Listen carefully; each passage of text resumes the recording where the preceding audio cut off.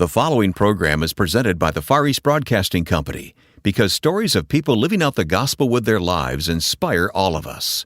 FEBC, taking Christ to the world through radio and new media. Learn more at febc.org. When we have guests that come to us and tell us what Eden Ridge has meant to them, that makes it all worthwhile. To hear what the guests have to say and to see how God has pulled an entire team together to do this has been extremely rewarding.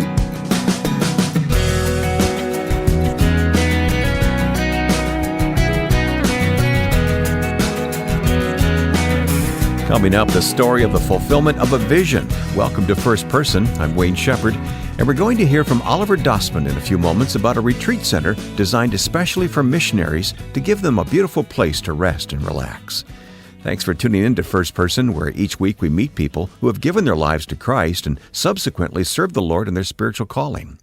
To explore our large archive of past programs, please visit firstpersoninterview.com. You can listen anytime online or use our smartphone app to download programs and listen anywhere at your convenience. Oliver Dossmann grew up as the son of missionaries. Along the way, God laid on his heart the vision for a place where missionaries could go to find rest whenever they returned to the States. The result is a place in the mountains of Tennessee called Eden Ridge. No ordinary camp, so to speak. Eden Ridge is a group of beautiful homes with all the amenities that anyone could ask for. Oliver joined me online recently to discuss the fulfillment of the vision that God gave him. Well, thanks, Wayne. I really appreciate the opportunity to be with you today. Eden Ridge is a missionary retreat center, and we are located on the Cumberland Plateau in East Tennessee, and we welcome missionaries from literally around the world. You give them a place to rest. Exactly. That's exactly right. We give them a place where they can rest and recuperate and spend time with family and spend time with God and just have a time of rest and rejuvenation. All right.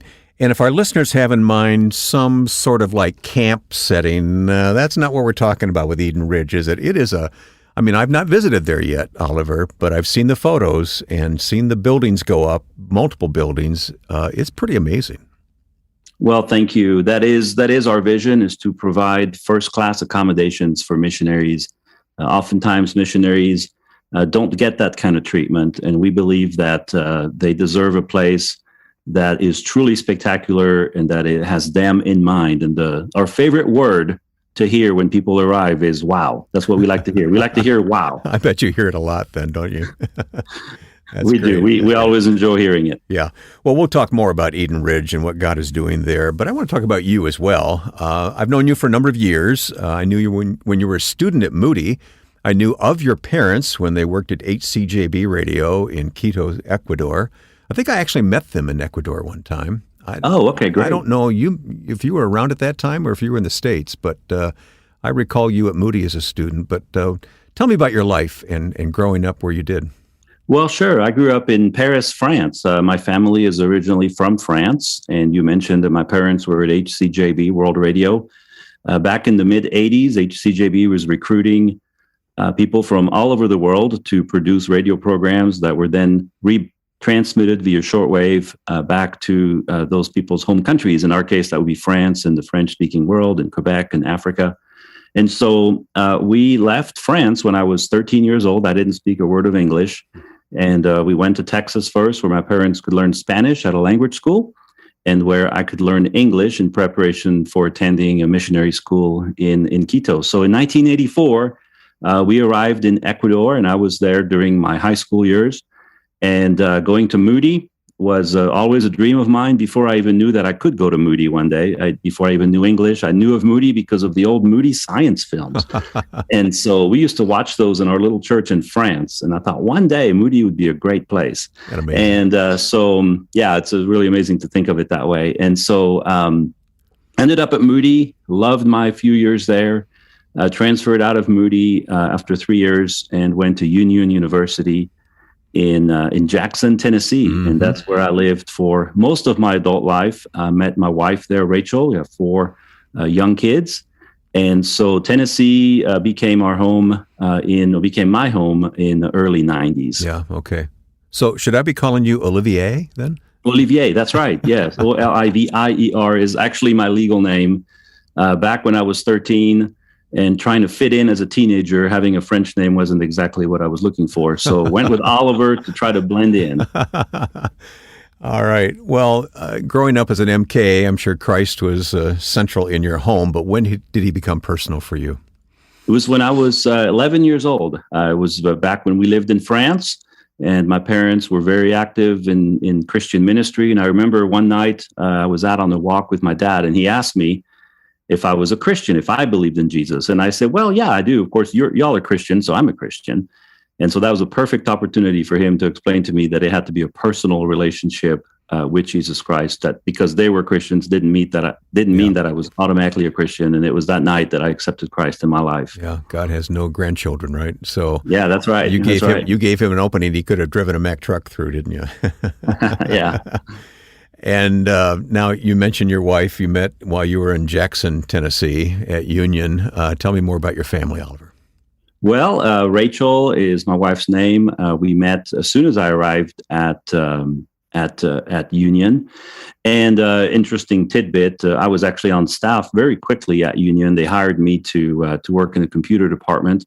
And Rachel was a student, so I had to get special permission from the president of the university to date a student, because staff aren't supposed to date students, right? But I was pretty young. I was also a student, of course, and he was definitely supportive.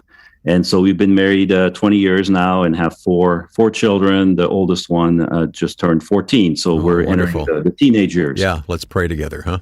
That's right, yes. Well, Rachel's pretty sharp, because I remember you as a tall, good-looking guy, so I'm sure she noticed that when you arrived at Union, huh?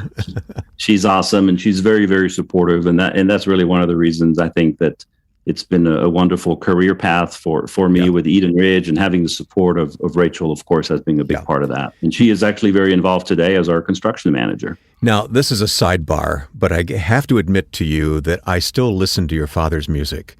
Yeah. You gave me years and years ago some of his CDs on the guitar. Is it classical guitar? Is that what you would call it? Classical guitar. Yeah, classical guitar. Just beautiful, especially at Christmas time. I'll pull that out because there's a Christmas CD there. And is any of that music still available anywhere?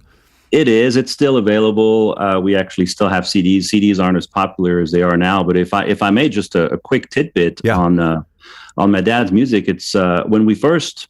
Me and a couple of friends from college had this vision to build Eden Ridge. We realized very quickly that you couldn't raise money. We couldn't raise money for something that didn't actually exist. It was a vision. It was a dream. It was an idea. But we had absolutely nothing tangible. And so we realized this is going to be very difficult to raise money. And so one day, my dad and I were actually talking about this. And we had this idea to produce his music. And with my mom, who plays the recorder, and the two of them, is very beautiful sound. Yeah, so relaxing. And, very relaxing. We used to travel around Europe and North America at the time, and played. And we never really had any music. We didn't have music to sell, and people would ask us. And so that's how we ended up raising money to buy land. We, over a couple of years, sold 15,000 CDs and raised $150,000 in a couple of years. That's right. And that's how we were able to buy land. Wow. Well, if you'll give me the information, we'll put it in our program notes. If that music's still available, I'd love our listeners to learn about it. So we'll put it in those program notes so listeners can follow up on that. So your father is with the Lord now. He is. His first name was... Daniel Dossmann. That's I was trying to pull that up in my memory. Okay. Yes. All right. Well, that brings us to Eden Ridge, and you mentioned buying the land. It was a vision. Tell me about the genesis of the vision you have for this place. So the vision was really out of my experiences as a missionary kid, always observing how missionaries are traveling from home to home, from church to church, always raising money, always seeing people they haven't seen in a long time. And it's a very rewarding time, always really great, but also exhausting. And there's a defining moment in when the vision was born, when I was at Union with two friends, and they were dating at the time. And the young lady, her name is Ashley, she asked me, she said, if you could do anything, what would your dream job be? And we were talking about their job and what they wanted to do and everything. So she kind of turned the question on me and asked me that. And I thought, well, whatever I do, I want it to revolve around missions. That's my background. I know what missionaries need. I love that world of missions. I was working on my MBA at the time. I would love to use business skills. I love nature. In fact, I had just finished a bike trip from Colorado to Alaska with 2 friends. Love nature, love anything related to travel and nature and meeting people around the world. And she said, she looked at me, and I still remember that moment vividly. She said, well, you should build a retreat center for missionaries, because they would be all 4 of those things. Where did that come from? It just, God, it was amazing. And I thought about it for about 3 seconds, and I thought, that's what I want to do. That's exactly what I want to do. And so long story short, the 3 of us ended up being the founders of Mission to Missionaries, the parent organization of Eden Ridge. And it was founded by the 3 of us, really around a dining room table one evening. It's a great story, and we'll continue to talk to Oliver Dossmann about Eden Ridge coming up on this edition of First Person. I'm Ed Cannon. The Far East Broadcasting Company partners with First Person because we celebrate the stories of people everywhere who have given their lives to Christ and serve Him. Our broadcasters in 50 countries of the world hear stories every day of people whose lives are transformed by the gospel and who have faithfully been taught God's Word. In addition to First Person, I'm pleased that Wayne and I host a podcast, and we invite you to join us. Listen to Until All Have Heard at FEBC.org. That's FEBC.org. My guest is Oliver Dossmann. We're talking about Eden Ridge, and we'll put links to this ministry in our program notes at firstpersoninterview.com. What's your title there? I mean, you're the kind of the founder of the whole thing, aren't you? The founder and president. Okay. All right. And you were talking about where the vision came from. The Lord just dropped it in your heart, voiced by someone else there. But how did you decide where to go, and how did the land come about? It's such a beautiful place. Well, thank you. It is really a beautiful area. At first, we had no idea where this project would be. We just knew that we would need some funding. So that's when we started selling my parents' music. And as I mentioned earlier, and that's how we were able to build up some funds, some money in the bank to be able to start looking at land. And then we started looking in the area, general area of Tennessee, South Carolina, North Georgia, kind of this region, and narrowed it down through a series of circumstances to the Cumberland Plateau, which is a beautiful area. It's an area with a lot of outdoor activities and waterfalls and trails. And we are next to a large resort called Fairfield Glade. And so we really narrowed it down to this area, and then spoke with the realtor and asked him to guide us to some properties. And then one day he took us to one, and I just fell in love with it and said, this is it. This is the property. But it couldn't be cheap. I mean, that's such beautiful country. And I understand from your website, it's what the highest plateau between the Rockies and what? Yes, that's right. Yeah, the Cumberland Plateau is the highest point between the Smokies and the Rockies. The Smokies and the Rockies. Okay, so it's a rural area, so land was not very expensive. At least it is now, but it wasn't at the time. I imagine. And so we were able to purchase 130 acres in this beautiful area. Okay, and from the start, you knew what this was going to look like. I mean, what does it look like now? Let's give our listeners a mind's picture. Well, it looks. It looks beautiful. It's a great spot. The property is gorgeous. We have beautiful views and bluffs. But as far as our facilities, we have 6 cabins now. And so we are able to welcome... Okay, you say cabins. No, let's... Homes. Radio. We've got to paint a better picture than that. These are beautiful, beautiful homes that you've built as cabins, a place to rest for missionaries. That's right. We call them cabins because we try to make them look like cabins. Sounds they quaint. Really are. Yeah. Yeah, they are. They really are homes. They're beautiful, very, very well appointed and very well decorated. So we have 6 of them of different sizes, and that gives us the facilities to welcome about 1,500 missionary guests a year from around the world. Okay. And then we just a couple of months ago opened our first main building, which we call the Welcome Center, which has a grand lobby and a place where we welcome the guests and where they check in and they can come and interact with us. It's a beautiful building. I'd encourage listeners to go to the website and see the pictures. Mm-hmm. And we have a meeting room that guests can reserve for group parties. One of the things we hadn't thought about is family reunions. We never even thought about it when we were building. But then we started seeing people booking multiple cabins at the same time. I remember the first time that happened, I'm like, that must be a mistake. Why are they booking 2 cabins? And then I realized, oh, yeah, that's right. They're doing a family reunion. What a great idea. I'd never thought of that. And so now we have a room where they can meet. And then right directly behind the Welcome Center, We just finished building what we're calling World Missions Park, which is a beautiful park, a tribute to missionaries around the world. It has a little pond and 3 waterfalls and an 8-foot steel globe that we just installed a few weeks ago. I saw the pictures. Beautiful spot, beautiful outdoor space for our guests to enjoy. Yeah. Well, once your guests, mostly missionaries, and we'll talk more about that in a moment, but mostly missionaries, when they come, after they say, wow, what do they say afterwards? We wish we had booked to stay longer, is what we hear a lot. Sometimes people just come for a few days, and we do get the comment quite often, oh, we wish we were staying longer. It's just been such a beautiful, restful place. So we know it's all God that has built all of this, and we've been instruments in his guidance to do this. But what's been really exciting to see is how not only the people are coming, we're full almost all the time, and people are booking out months in advance to be able to come.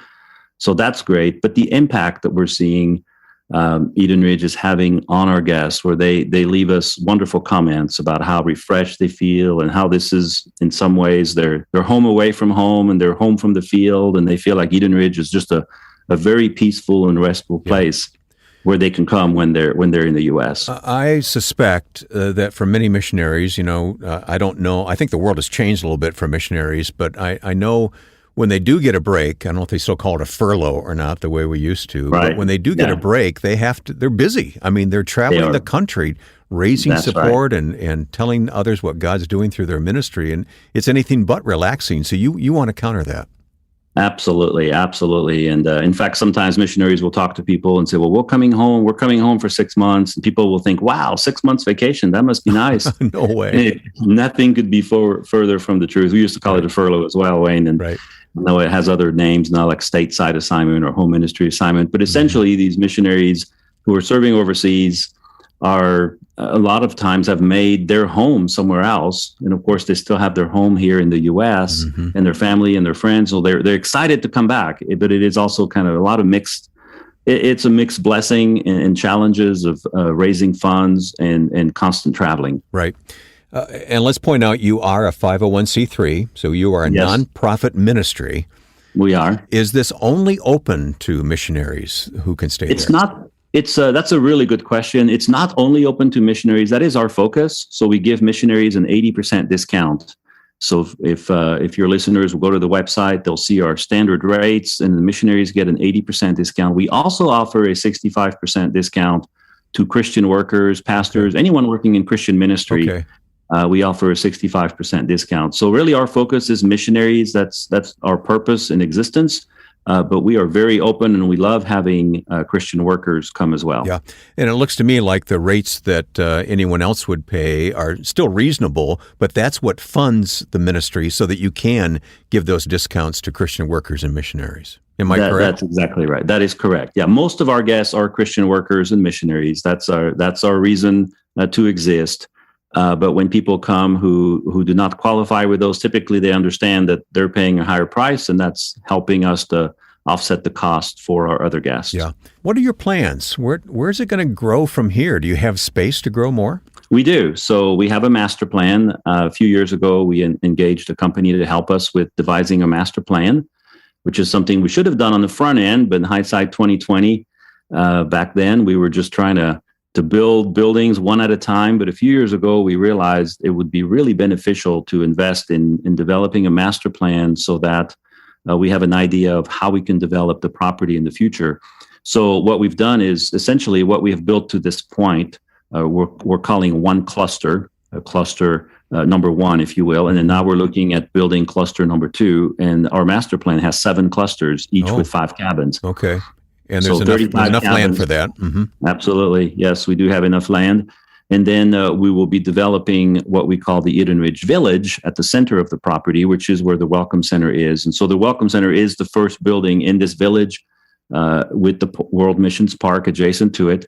And so over the next years, decades, we will be adding other main buildings surrounding that village area. All right. And when missionaries and guests come, what are some of the activities they can rest with? I'll say.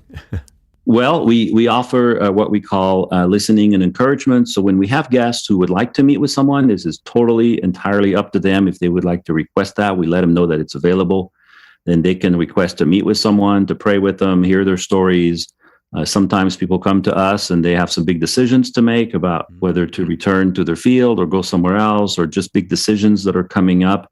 And so we offer that service where we're more than happy to meet with them and pray with them and listen to them. But I would say 80% of our guests are simply there to rest. Our three key words are rest, play, and explore. Mm-hmm. So there's a lot to explore in the area. There are a lot of amenities in nearby Fairfield Glade of things to play: swimming pools, golf courses, lakes, etc. Wonderful. And then, of course, the key thing that we believe our guests are looking for is a place to rest. And so that's what we really offer them at Eden Ridge. Mm-hmm.